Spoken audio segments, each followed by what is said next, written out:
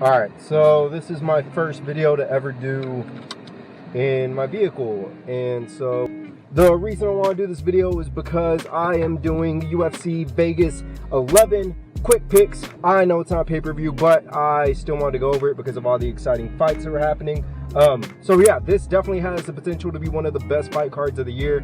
I think I say that a lot. This fight card could have easily been a pay-per-view event, but instead we were lucky enough to get it on Fight Night on ESPN Plus. But this is going to be a much shorter video, so let's go ahead and get into it. All right, so the first fight I wanted to get into was Kevin Holland versus Darren Stewart, and I don't know much about these two guys, but I know that Kevin Holland is a lot like Stylebender. He fights a lot. He knows just the right amount of power to put into his punches.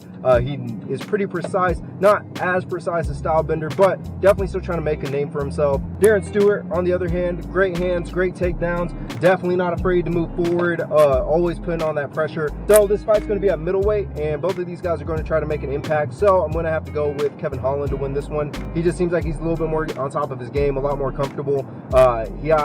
To me, he seems like he has that finishing power, that finishing mindset, and as long as he can stay off the ground and avoid the takedowns, I feel like he should be all right in this fight. So moving on to the next one, we have Mackenzie Dern versus Randa Marcos. So Mackenzie Dern is coming off that submission win just a couple months ago.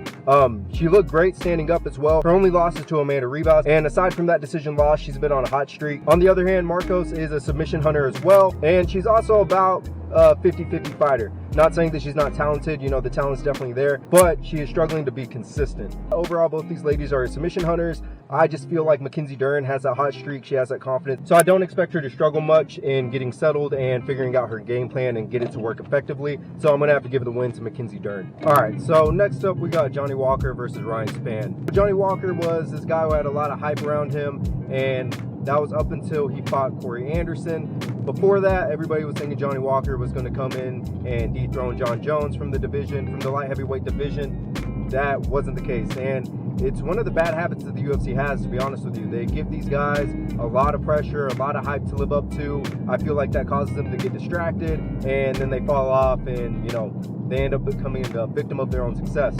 And I think that's what happened to Johnny Walker. But he seems like he's revitalized now. He got a new training camp. He seems in good spirits. So I'm excited to see what he brings to the table. On the other hand, we got Ryan Spann. He's on a hot streak. He seems like, to me, he just seems a lot stronger than Johnny Walker right now. And lately he's been utilizing the standing guillotine a lot. He seems like he has a little bit more control whenever it comes up to the cage. He seems comfortable with throwing punches, with moving and throwing punches as he's moving. His exchanges seem very crisp, very clean. So even if he gets hit, he's still going to deliver his hit. So overall, I have to give this one to Ryan Spann. You know, Texas boy has to take it. He looks like he's focused, ready to protect that hot streak he's on, and I just don't see Johnny Walker stopping him. So in the next one, we have the star of UFC Fight Island, in my opinion, is Khamzat Chimaev versus Gerald GM3 Meerschaert. Khamzat, I've been following along with him. He's taken fights on short notice. He's been very entertaining to watch, very decisive victories. I'm excited to see him fight again. I thought he was going to fight on the DC versus Stipe 3 card. Didn't happen, but I'm excited to see him back in the octagon. Meerschaert, a veteran in the game nonetheless. Can't take him lightly. Everybody in the UFC is dangerous. He definitely is as well. But I fear that the UFC may be doing the same thing to Chimaev as they did to Johnny Walker. This may be, because they're already talking about his next fight, supposedly against Damian Maia. They're already hyping that fight up when he hasn't even finished GM3 yet. You know, that's a big task, a big obstacle that he needs to overcome still. And I can't really blame him. I'm excited to see this guy progress, but hopefully it doesn't happen again.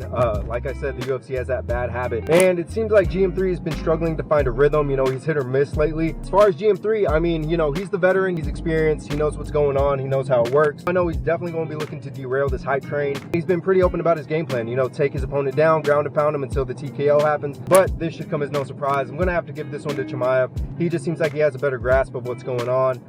You know, his hype train, he's been taking out his opponents very decisively. Hope to see him continue to progress. All right, so next up we got probably the most even matchup on this card, which is going to be Donald Cowboy Cerrone versus Nico Price. And you know, there's a lot of respect between these two guys. They were very clear about that at the press conference. Nico Price just excited that Cowboy acknowledged him, acknowledged his skills, and is excited to fight him. I know both of these guys want to go out there. They both fight very similar. Yeah, so this one definitely has the potential to be fight of the night. It's kind of freaky somewhere how much these guys are alike, you know, even down to the combos that they throw. So I'm excited to see this one. Overall, this one was probably the toughest one to decide on. I don't like going against Cowboy. I don't like betting against him. But Nico Price, he seems like he can win from different angles. He's comfortable fighting off his back. So overall, I think I'm gonna have to give this one to Cowboy Cerrone. You know, I can't bet against Cowboy, man. I think, you know, he's had some tough losses to some very, very tough opponents, all of which are title contenders. I know he wants to get back in there after the fast, quick loss to Connor and shake that one off and get back into his routine, into his rhythm, where he's found so much success at. Next up, Tyron Woodley versus Colby Covington, the main event. So between these two, Colby Covington shows excellent wrestling skills. He obviously isn't afraid to stand there and trade shots like he did with Usman. I know he probably won't fight Tyron Woodley the same way. And on the Woodley side, man, I don't want to say this is a must win for Woodley, but this definitely is a must go hard and be impressive fight for Woodley. If he doesn't, I'm not sure what else is going to happen for him. We're all waiting to see that ruthless Woodley that came out and was just a dominant force in that division. But time is ticking. He is 38 years old. See what happens. You know, maybe he can pull one out of the sleeve, pull one out of the hat, and give us another star-studding event. The hopeful money is on Woodley. The safe money is on Colby. And I expect Colby to probably walk away with this win due to just his basic no hesitation, not afraid to throw his shots, not afraid to take his chances, and willing to engage. Honestly, that's been Woodley's biggest struggle, not being willing to engage. But hopefully he gets over it. Hopefully we're in for a good fight. These two are known to put on great fights, but we haven't seen a good one like that from Woodley in a little bit. So we'll see what happens. I'm excited to see it regardless. And other than that, guys, I appreciate y'all for tuning in. This is a quick pick video, and I will see y'all next week with the Israel Adesanya versus Paulo Costa pay-per-view event. And yeah, we'll go over that fight and my picks. So I'll catch y'all then. See ya.